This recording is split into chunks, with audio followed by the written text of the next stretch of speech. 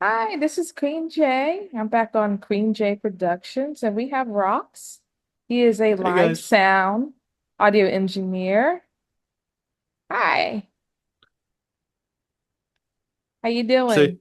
so yeah, I'm Rox. I'm an audio technician by trade, and I've just been doing freelance work in audio. Hey. So getting started here, can you tell us a little bit about yourself and who you are outside of music? So I'm 20 years old. I'm 20 years old. I first got my start in church audio and am a devout Christian. That's awesome. That's neat.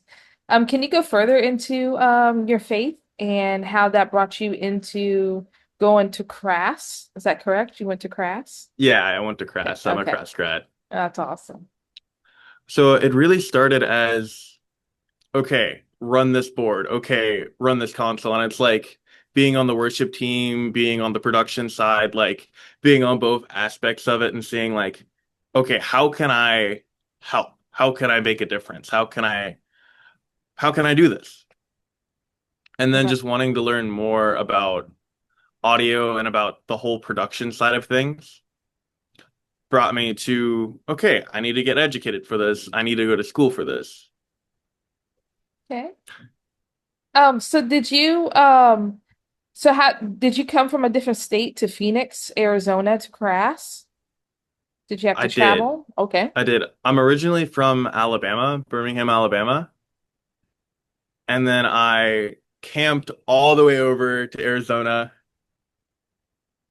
That's neat. That's awesome. So when you mean camping, did you do it by is it more like glamping or did you actually do like tent camping? Tent camping, tent Okay, camping. okay, okay. I was a Boy Scout growing up, so it was like, oh, this is gonna be a fun adventure. That is so cool. Can you tell us a little bit about that? Because I hear a lot of people doing that, and I know going to CRAS, a lot of people Mhm. are on a budget. I had to go on a budget too when I went to CRAS. So can you tell us about that whole experience? That sounds really cool. Yeah, it was awesome. It was the southern route across America, your I-10, and it was just finding free campgrounds along the way. I remember staying at a beach in Houston. I remember staying somewhere in Austin, Texas. Texas was a lot of it. Texas was a lot of it. Oh, Texas I is big. know. Yeah. And then I remember Louisiana, just a free campground, and just going through, and it's like staying on mountains in New Mexico, and then going through Tucson, and it's like, okay, cool, I'm in the desert now. I have no clue how to camp in the desert. Oh, wow. That's Because right. I'm That's used to all right. these trees, all this foliage. I just distinctly remember having my hammock, and that's that was like my primary source of like, oh, I don't want to sleep on the ground. I'm gonna use my hammock. I had a tent, but it was more of a backup than anything. And Mhm. it's like, oh, there's no trees. There's no trees at all. So were you And so shocked? not really. I expected there wouldn't be that many trees in the desert, but I didn't expect there to be no trees. Yeah, it's definitely a shock because I moved from South Carolina myself, Mhm. out here to Phoenix. I wanted something different, and that's I definitely got that. It's it's definitely the desert, but I fell in love with Phoenix. Did you fall in love with Arizona? Oh, absolutely. It's like every day feels like a new opportunity to do something. Like it's your baseline. Like it stays the same, and I like that. Right. And Right. especially going through the CRAS program, it's like, man, every day was like focus on the subjects, don't focus about the weather, don't focus about the seasons. Right. So what made you choose CRAS over any other school? So CRAS is a fast track program, as you and I both know. CRAS is like, okay, let's get them in, let's get them started, let's get them on internship pretty much before you even start like hitting the ground with your career. And it was just like that attitude of like, okay, let's train them up to go out. Not let's train them up to then educate them more, to educate them more, to educate them more till they lose their passion and then they end up doing something else or they can't find a career in the industry. And it's like, CRAS was that, okay, I'm getting educated, I'm getting educated, but I also want internship qualities on top of that. Right. And so what was it like going your first day to CRAS? And then what was your favorite because we did 9 months. What was your favorite Yeah. part of it? Ooh. Ooh, okay. So my first day at CRAS, I remember there was this instructor called Glenn. I don't know if you got the opportunity to meet him, Oh but yeah, good old Glenn. I remember Glenn was talking about this console, the AWS that I know now, but at the time I didn't even know really what a mic pre was. And he was talking about the characteristics of a waveform and the science behind it. And I was like, hold on. I thought this was just like a crash course for like Dummies 101 audio. And Yeah. just day one, I was like, this is going to be so much harder than I thought. Like an insane level of depth, an insane level of depth. And my favorite part of that program, ooh, that's hard. That's hard to pick a favorite. It's really hard to pick a favorite. I would say Live Sound 200 was my favorite because just going into RF and understanding it and like something that we use every single day, like Bluetooth, like any wireless system is using RF, and it's crazy to think about that. Yeah, yeah, I remember that part of it. I think it's more towards like the end of the program. Yeah, Like, it's an 11 cycle of 12. yeah, yeah, with Corey and then what was it? The other instructor with Corey. Are you I, talking about Corey and Ryan Baker? yes, yep. That was a broadcast. That The was broadcast. broadcast, and then Yeah. you had video right before that, and then okay, so Yeah. yeah, I'm even forgetting, and it hasn't been that long for me. Um, so with that being said, what was the moment that you were like, okay, music is not just a hobby. This is something that I want to do, the rest of my life. Hmm. So the first time that I went to Nashville, the first time that I went to Nashville, I there was a mix up on Spotify where there was this concert that I was trying to go to, and it wasn't the right artist because Spotify listed it wrong. So it showed this big artist from Europe was supposed to play at this local venue, and the doors were only $15. So I drove up from Alabama to Nashville, and I was like, okay, let me see this artist. And then when I got there, the bartender was like, I'm sorry, we're not gonna have this artist tonight. And essentially, like, I realized, like, oh, maybe I should have double checked this, but I just jumped the gun and went for it. But Mhm. I'm really glad I did because what I heard was kids from Belmont. It's a huge, huge school in Tennessee. It's like the music school in Tennessee. And these kids, they were playing licks that, like, I had never seen someone play in person before, being from like a rural area in Alabama. Mhm. And I was like, this is music. Like, just seeing the local scene of Nashville, this is music. And it's like this dive bar. It's this Right. crappy little bar, and you just hear this great music, and you're like, what more could there be? And so And I was that like, I want to opened chase it. you.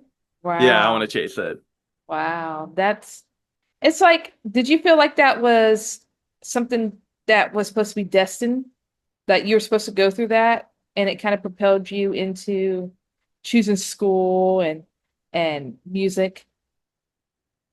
Yeah, it definitely helped me like think of education, and think I can't do this on my own. I need some backing. I need some representation for me. And I was like, I know the place now. Just going to Nashville, and then I started going up there like every weekend after that I could. Uh-huh. And it's like scrounging all of the money that I can to get gas money just to drive up there to go to another local concert.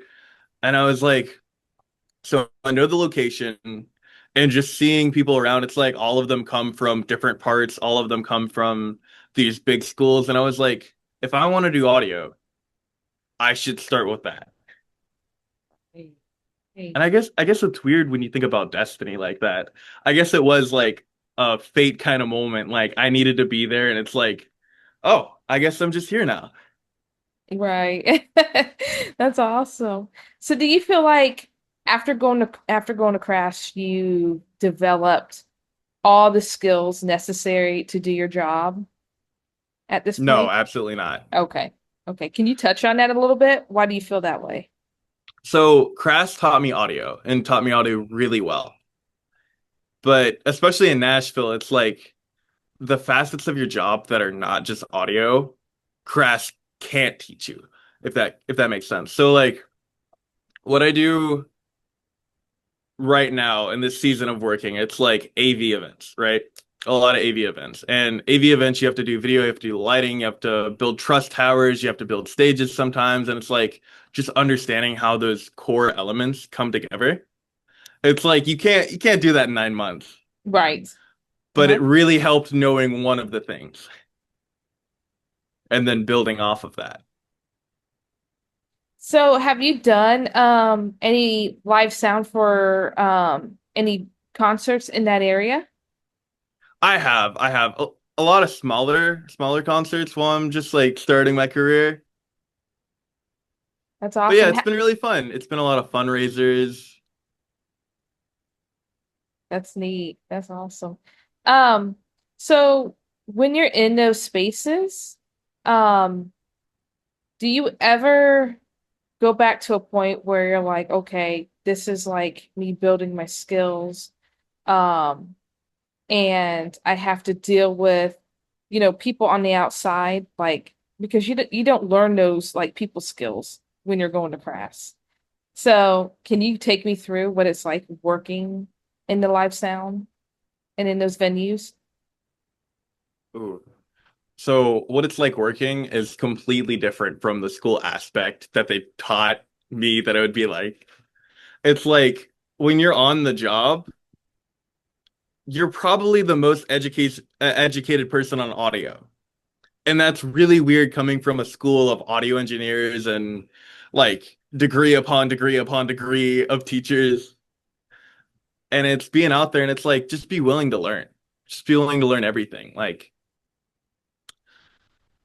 you can't really prepare for each job and each job is different in its own aspects.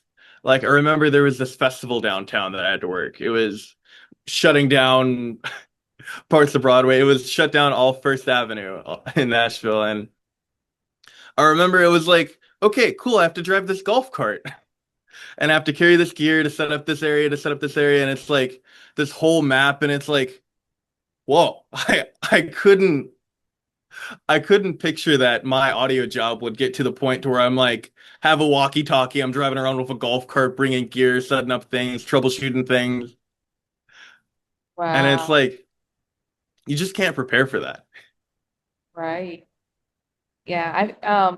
So was there ever a moment when you're doing all that, did you ever question whether you belong there? Or do you instantly feel like, yeah, this is it for me?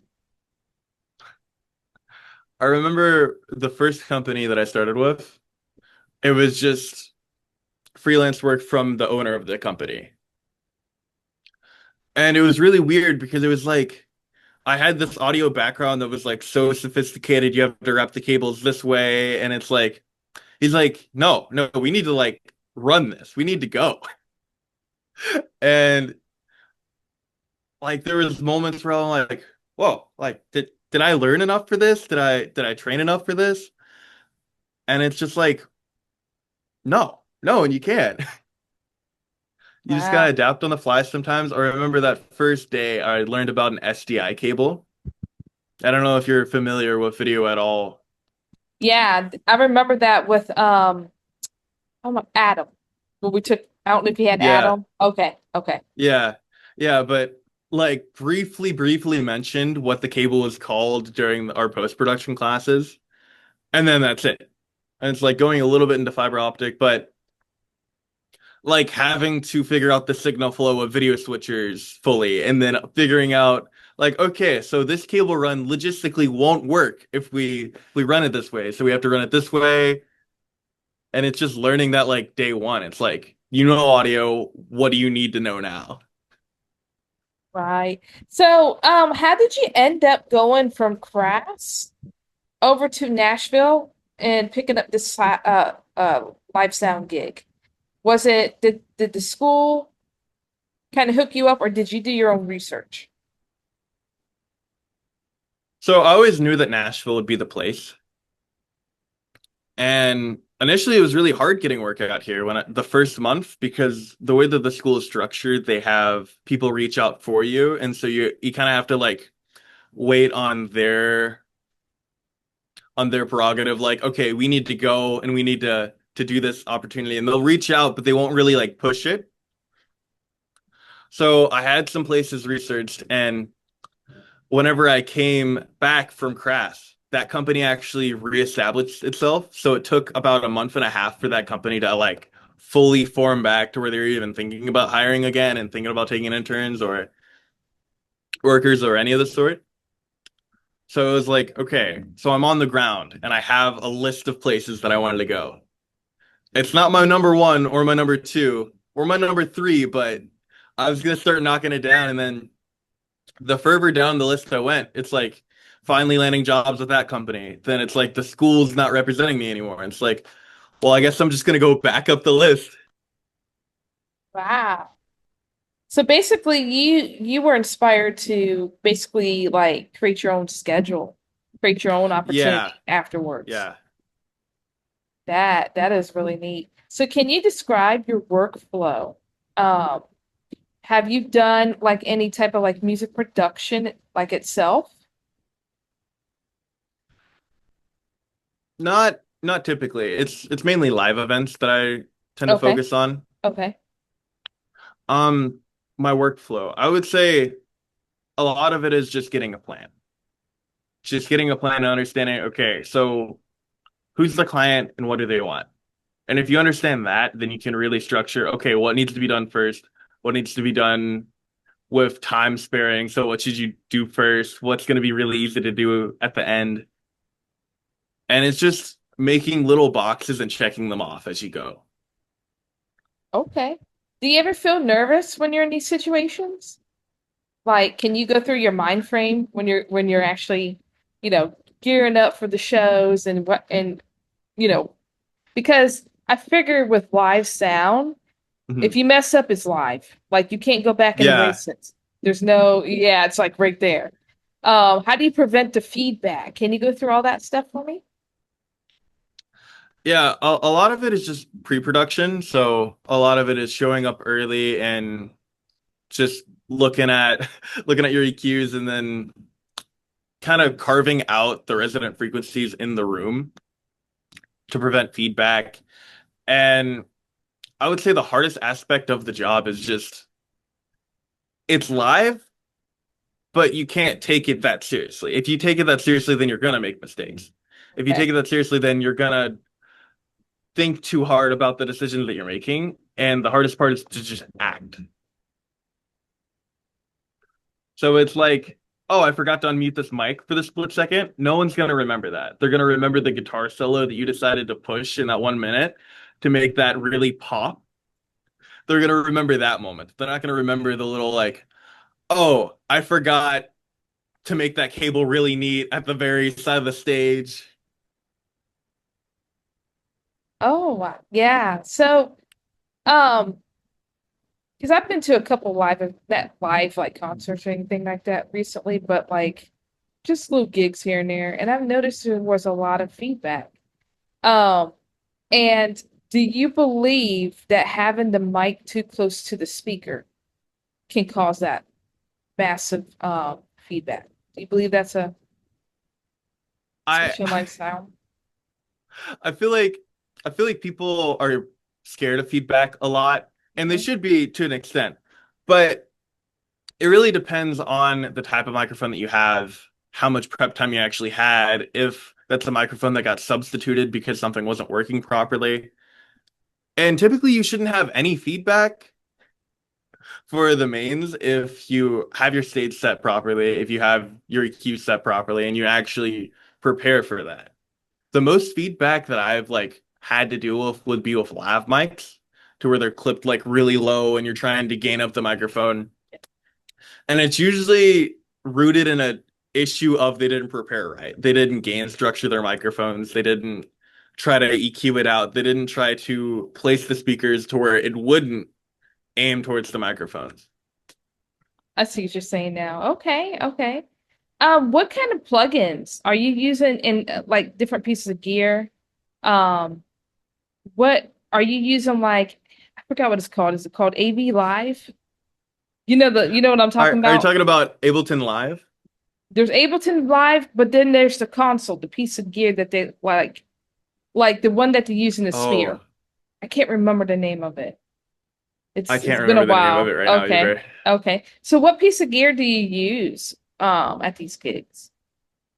A lot of the times it's just whatever the client wants. So if it's a digital console, you have your M32s, your That's right. X32s, and it's like the console isn't the part that I'm like, okay, I need to like split hairs about. It's mainly just like the things that I need are like a graphic EQ Right. and just like willingness to move things around, like the speaker placements and good microphones, good microphones. That, Like yeah. microphones that drop out a lot because the transmitters just aren't that strong. It's like you can only do so much with that. But like I found myself using more analog consoles than not, and it's like, oh, okay, I guess today's gonna be this. Have you ever going into like your experience, have you ever like what has been like your hardest rejection? Like have you ever been rejected? Oh, I would say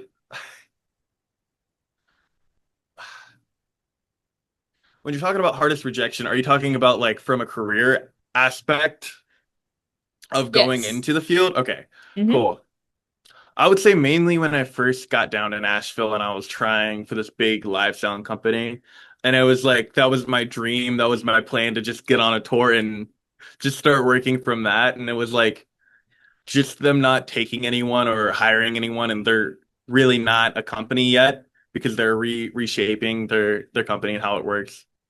It was like, oh, I'm an audio guy without like the place that I wanted. And so it was like that first rejection was really hard. And it's like, where do I go from here? Where do I recoup? Right, right. How did you overcome that? Because a lot of people go through that and they want to give up. So how did you overcome that? I remember I was waiting on just a response to several emails, and I was working this like dead end job at Foodland. I like got a job for like a week. It was like, okay, let me go into Foodland, see if they're hiring. They were hiring, so I got hired, and I was making like $11 an hour, if that. And it was just like stocking these shelves, and I was like, I don't want to be doing this. I could be doing anything else other than this. And I'm like, I don't care if it's at the bottom, but I know I'm gonna make it to the top, if that makes any sort of sense. Like I was fine with the worst audio job than the best retail job, if that makes sense. Right, right. So because you had that drive. So that's what drove you is like, I don't want to have this, I don't want to be stocking shelves the rest of my life.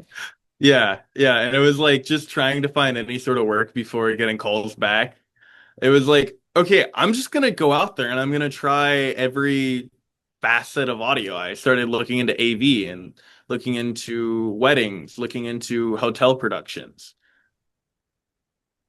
And it's like not being set in stone about concerts, about, okay, Ed Sheeran's playing the Sphere, let me do audio for him, you know? Right. Do you see yourself potentially getting to that level doing live sound for concerts?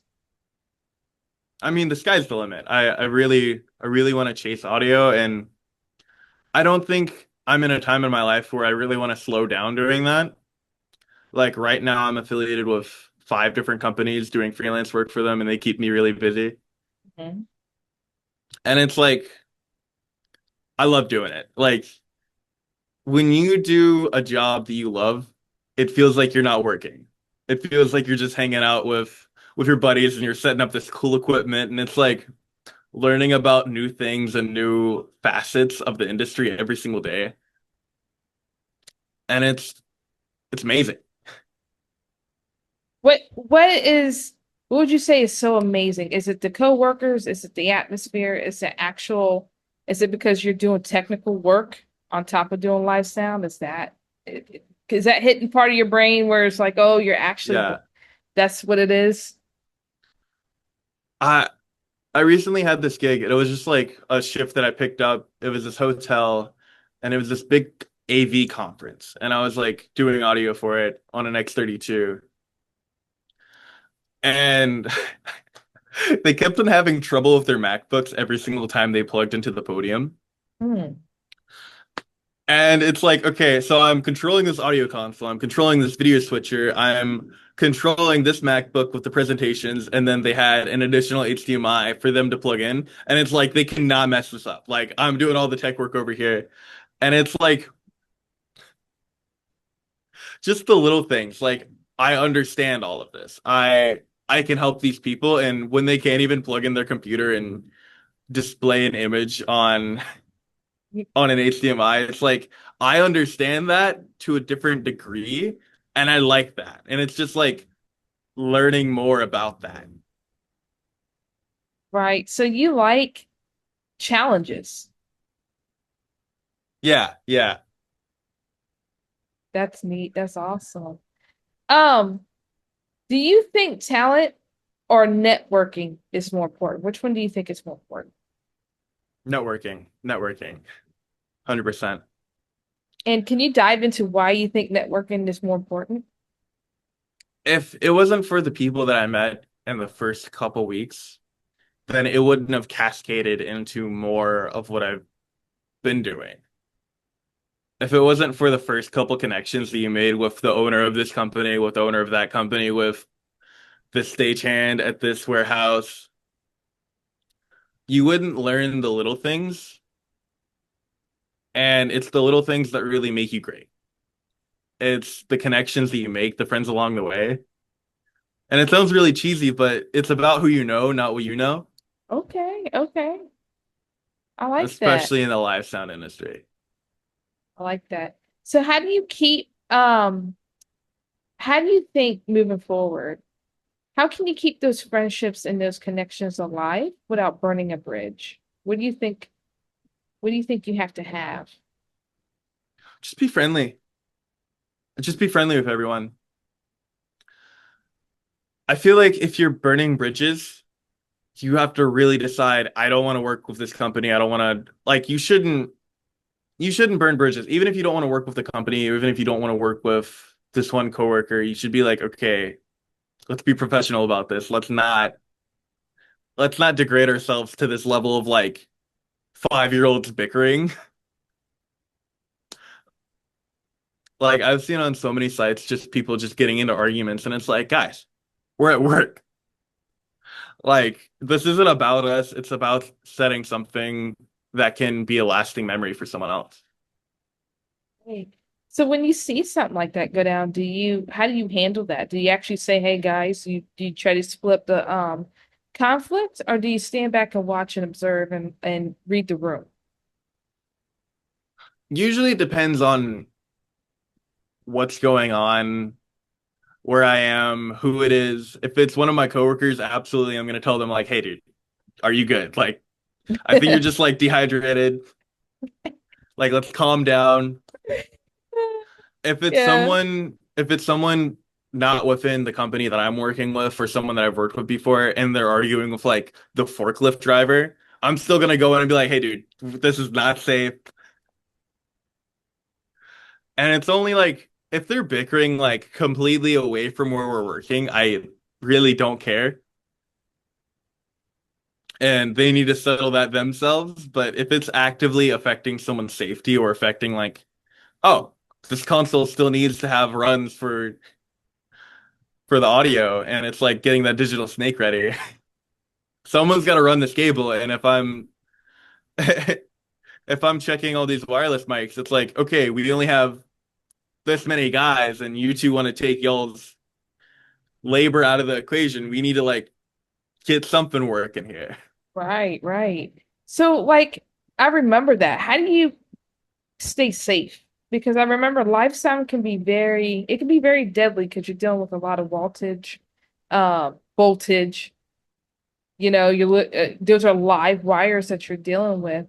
And I remember going to CRAS and we had to check the you remember that part of live Are you sound where you had to check three-phase power yeah, the distro? three pat yeah. Do you have to do that when you're out in the field and how do you stay safe? I've had to do that a lot actually. Usually it's supposed to be the power companies that check all that and set up the generators, but it's still like I know this, so I can be safe about it, and it's just making sure that you're grounded when you're dealing with high voltage and you're not like dealing with it with wet hands, or if you see a broken cable, don't use it. And Yeah. like a lot of it's just being aware and wearing the right equipment, like steel toe boots if you're in any sort of warehouse is gonna save your toes a million times over. I can't count the amount of times that like something has dropped and it's been like right next to my toes, and I'm like Mm. still fearful for my toes, even though I know they're okay. Right, right. I And it's just remember like, yeah, Yeah, I remember when Bender was, I don't know if he ever told you the story of where something like he was at a live concert. I can't remember if it was for like Kiss and something fell on top of his head and almost knocked him out. Have yeah. you ever encountered anything like that? Anything close to that? No. No, honestly, a lot of the sites that I've worked on have been really safe. Um, I say that when the 4th of July event that I was working downtown, someone got hit by a golf cart, Oh my gosh. which he's fine. He's Yeah, fine. yeah, yeah. I'm But not laughing. it was two guys in a carpet company, like completely unrelated to any of the technicians. There was this giant roll of carpet that fell onto the gas pedal and just started making the golf cart go. And this guy just wasn't paying attention and got hit by the golf cart of his coworker. Gosh. Wow. And but that's like the only instance I can think of. And usually it's like the other crews that aren't being safe, like the stage builders that are full carpenters, just hanging off of ladders, nailing nails.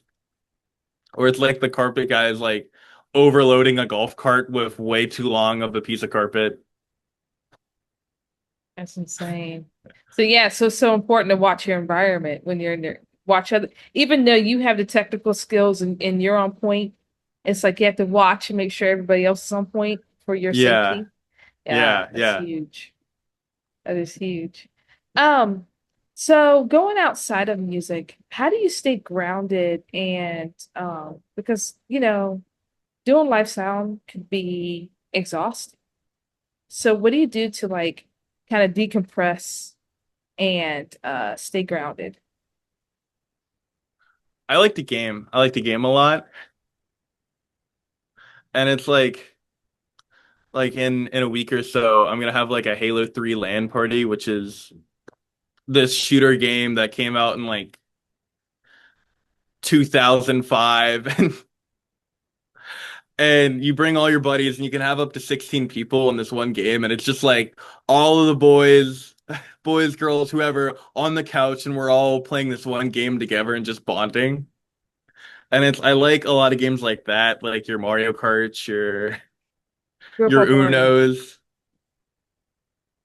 I remember that growing up. Yeah. What is so is the Xbox your favorite console?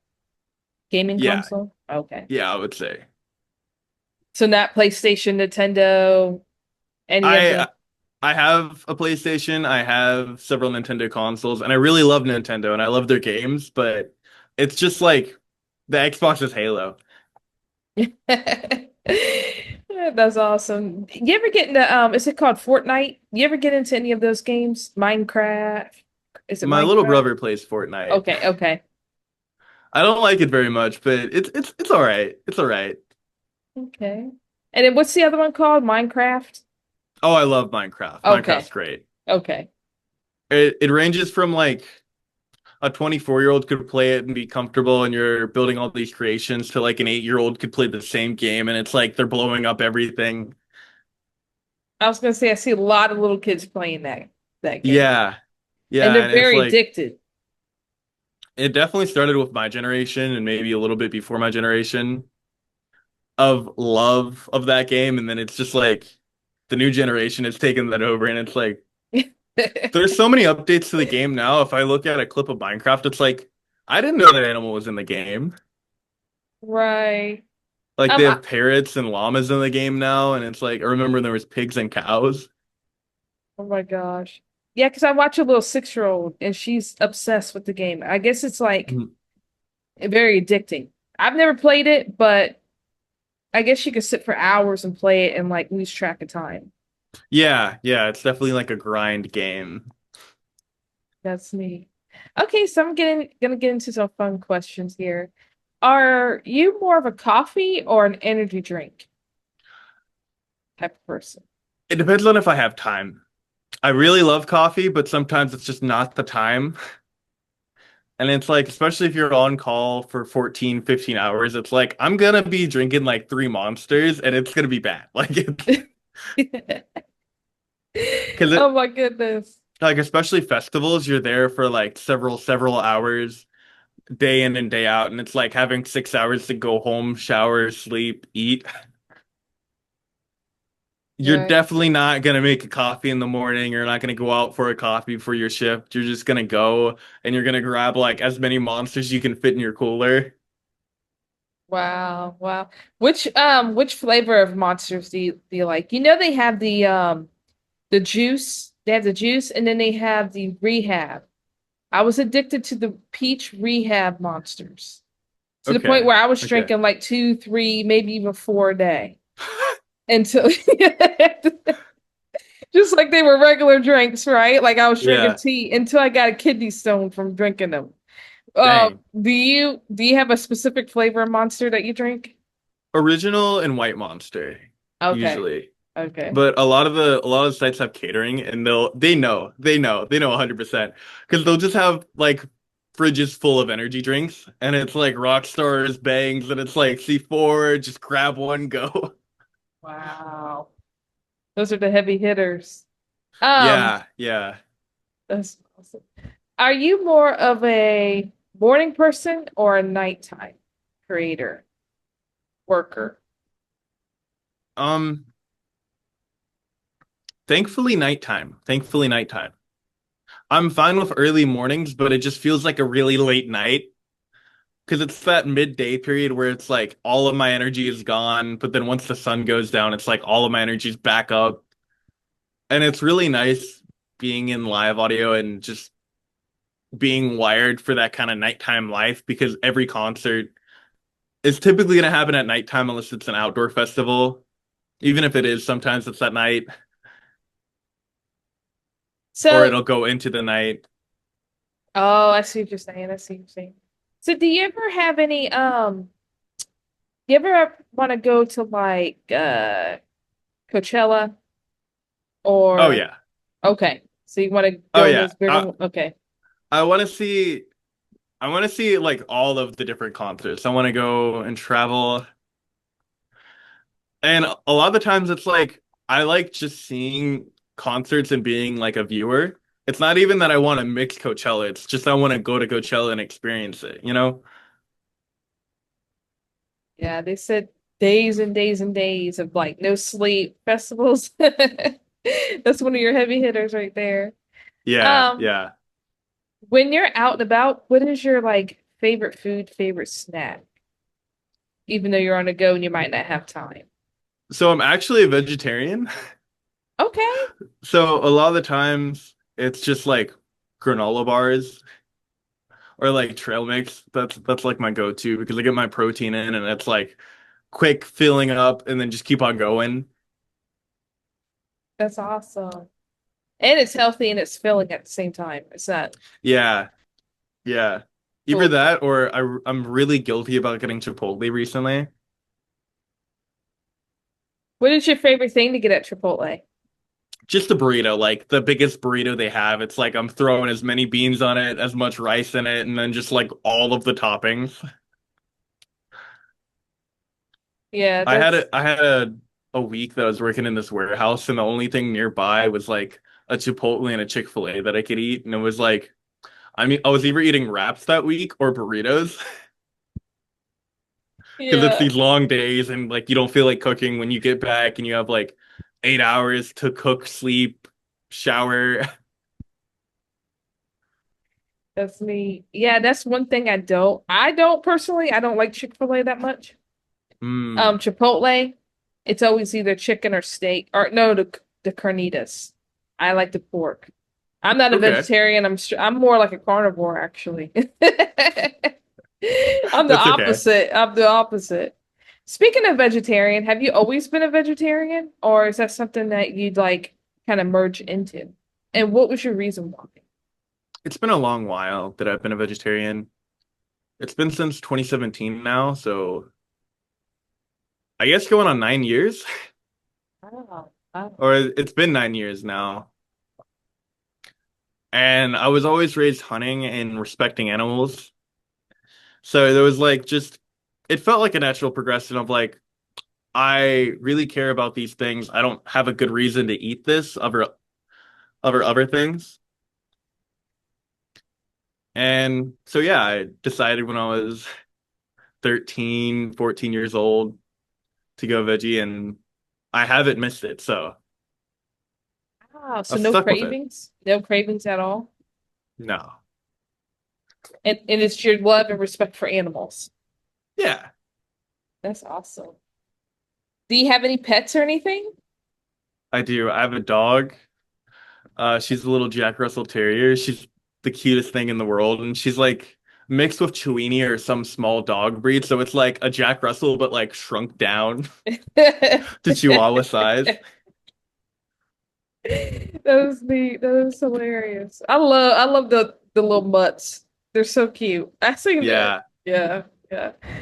Um, so a couple more questions here for you. What is your since you're out in the field, have you discovered like what your favorite microphone is, what your favorite headset is? Have you discovered any of that? What's your favorite doll? Any of that? I would say for me, it's like instead of choosing the gear that I use, because a lot of that is client based and artist based on what they want to use. Like Mhm. a lot of it's Shure anyways, and Midas for your consoles and your microphones, but it's more about the tools that I bring. And like my favorite tools, like I carry this pair of Milwaukee wire strippers that are used to cut zip ties, used to strip wires in a pinch, cut wires. And it's like that's more of the thing that I can choose right now. A lot of it's like the client wants me to use this board, mix on this board because they think it's the best board ever. And it's like a digital console is a digital console is a digital console. You know, whether you're talking about Allen and Heath, Midas, Yeah, shoot, Midas is even like their like a biggest one. Yamaha board. Yeah. Yeah, yeah. And then you got your like little rubber Behringer up in there, and it's like all of them have their little quirks to them. Have you seen Avid? Because I know that's another big one too. Avid, Uh-huh. not particularly in the live aspect, but Avid's like on top of everything else, like music production wise, Avid with Pro Tools, Avid with their interfaces, I and see. it's like Avid, Avid plugins even. Wow. So, what would you say, closing up, what would you say people's biggest misconception of live sound? And what would you say to them to encourage them to go ahead and pursue a career in live sound? Like, why would they choose that over like music production in the studio?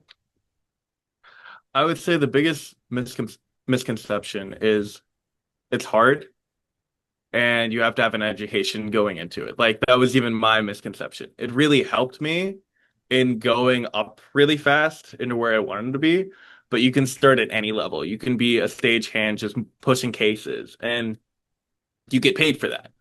Like all of the live aspect is you get paid immediately from the start and that's your incentive to keep on going.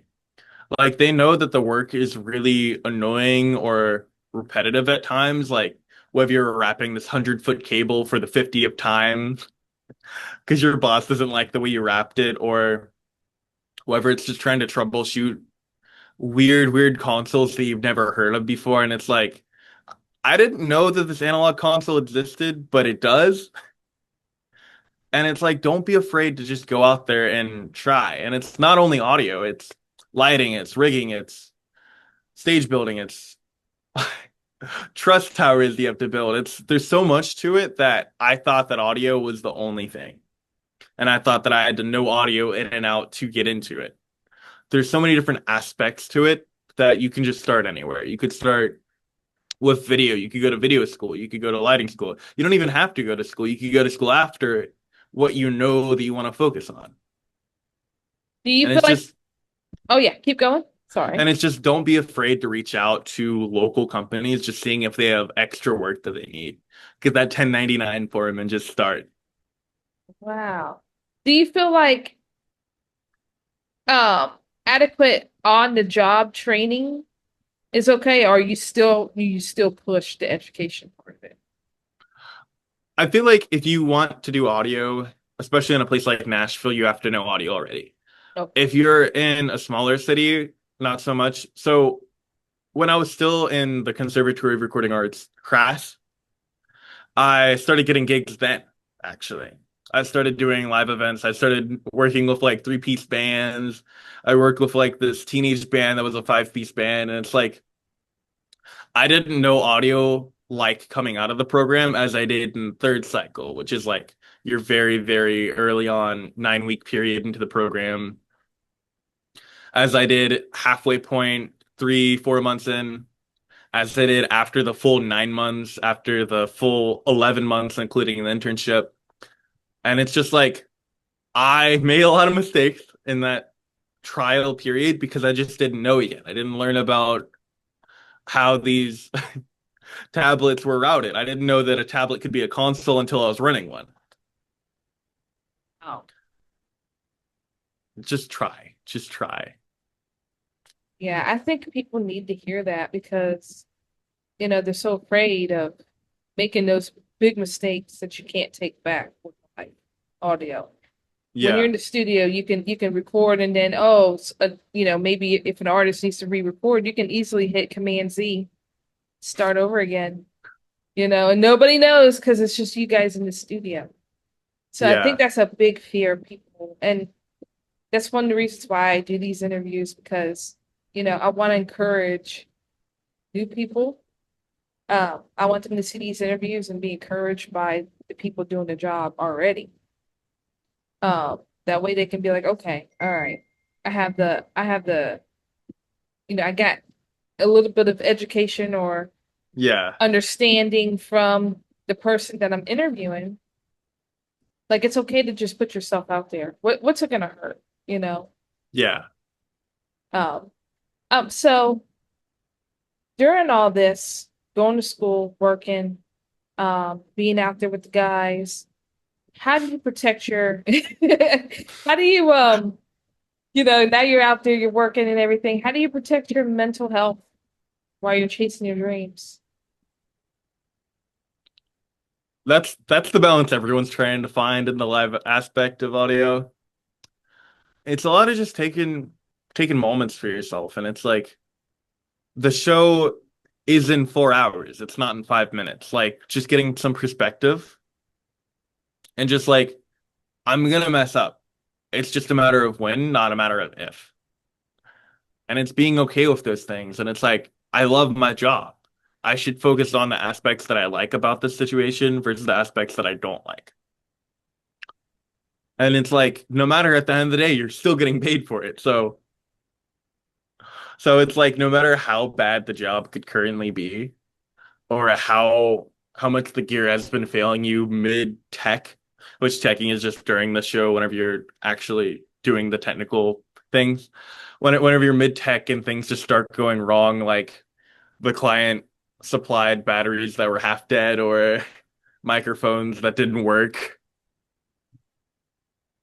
and they changed them out mid-show and you're just frustrated with yourself, you're frustrated with the gear. It's just like just just focus on the positive instead of the negative. I think everybody can like learn that because there's so many, I wouldn't say everybody, and there's a lot of pessimistic personalities out there, people that want everything perfect. And if Mm, something, one little thing goes wrong, they project it on everybody around them. And then their insecurity is they're a failure. Literally, a lot of people in their mind think, like, I'm not good at this. I'm not good enough, yeah. you know. Um, so I feel like you're teaching everybody like you can't control things that go, you know. Yeah. Um, Yeah. and you have to accept the things that are going. Is that what you want to relate to the? Yeah, yeah, absolutely. Oh, and like the most important thing is drink water. Like if you're frustrated, just drink water. Oh, okay, okay, okay. You ever Like ran focus into on the being positive. uh-huh? Sorry? You ever ran into being like dehydrated out there? Yeah, absolutely. Every single day. Like with the amount of energy drinks and the lack of sleep that you're getting, you forget about the basic necessities that you need. And it's like everyone feels hungry, but they don't feel the signs of dehydration. There's been so many times where it's like, dude, we just need to drink water. We need to have a water break right now. And it's just funny at times, like sometimes coworkers are arguing and they're just dehydrated. So you need to take care of yourself out there like at all Yeah, times. yeah. Um, okay, as we're finishing up, what do you want people to remember you by? With this, you want to stay in it, you want longevity. What do you hope to get out of this long career that you've set up for yourself? I feel like it isn't that crucial for me to be remembered as long as I enjoy it. And it's the memories that I make along the way that I most care about. And whether people see that and are inspired by that, that's completely up to them. But it's just like, for me, it's the little things that make me happy. And it's like, I heard Sublime soundcheck while I was setting up for a different, it was a different stage, but it was so loud and you could just hear the boom of all of the drums, all of the instruments coming together. And it's like Sublime was one of my favorite artists growing up. And just hearing them sound check and it's phenomenal. And it's just memories like that that I've been making along the way that it's like I don't have to leave a legacy. That's perfectly fine. I just want to enjoy it along the way. So it's about the memories. Yeah. Are you because sometimes memories fade as you get older. You can't capture every memory forever. Are you filming this? Are you writing anything down, journaling? How are you going to 25, 30 years down the line? How are you going to like celebrate these memories? It's a lot of like, you know how stories evolve as you get older and it's like at the first time that you're telling the story, it's like all of the details, all of the crucial story elements, all of the non-crucial story elements, and then it's like you're just around a campfire with your buddies that are all in the same field and you're telling stories and it's like of course you journal and of course you video some of it, but it's just the really funny moments like that guy did get hit by a golf cart that one day and it's like it's like the wacky things that come around like oh one day like we had to build these truss towers and it was by this riverfront and then the client was like no we don't want the truss towers so then we carried them back up and then set them back up at the top of the riverfront and then they're like no we actually want them over there and it's like just remembering the jokes that we made like all day long just like yeah that was a long day but at least like a good memory come out of it and I'm able to share this with my friends and If I forget it in 30 years, that's okay too. Okay. Okay. So you're not putting pressure on having these memories. You're just enjoying them while you're like in the midst of them. Yeah, yeah, Okay. absolutely. I mean, you live life day by day. You don't live it year by year. And that's just how I like to look at things because it's always changing, the industry's always developing. There's always more opportunities every single day. And it's just staying in the moment where you'll find the most success and the most happiness and the most pleasure in doing this kind of work. And you know what? I'm going to take that advice because a lot of us, including myself, we're always looking in the future. Like, Yeah. and we forget to stay in the present and enjoy everything that's like happening today. We want to Yeah. know, we want to know where we're going to be in a year. How can I grow my business? Where's our business going to be in a year? You know, those type of thoughts. Yeah. I Yeah. might not have those person, but there's people out there that do. And it's like they forget to just sit or enjoy the minute that you're in right now. You know? Yeah, absolutely. And And I think it's very important to plan for things ahead of time. Planning is the thing that makes your day go the best if you don't do anything else. And it's important to do that, but it's also really important to spend most of your time in the present instead of in the future. what about the past? Have you ever spent too much time in the past? Only when troubleshooting, only when troubleshooting. So whenever something goes wrong, then it's like, hold on, I've dealt with this. This was like this one gig a year ago. Why is there signal in this master fader? Nothing's being sent to it. And then I'm thinking about the model and I'm like, wait a minute. And it's always these eureka moments that it's like, okay, let me take a step in the past. And it's like either I'm troubleshooting or I'm reminiscing on a fond memory that I had. I'm never really dwelling in it. Yeah.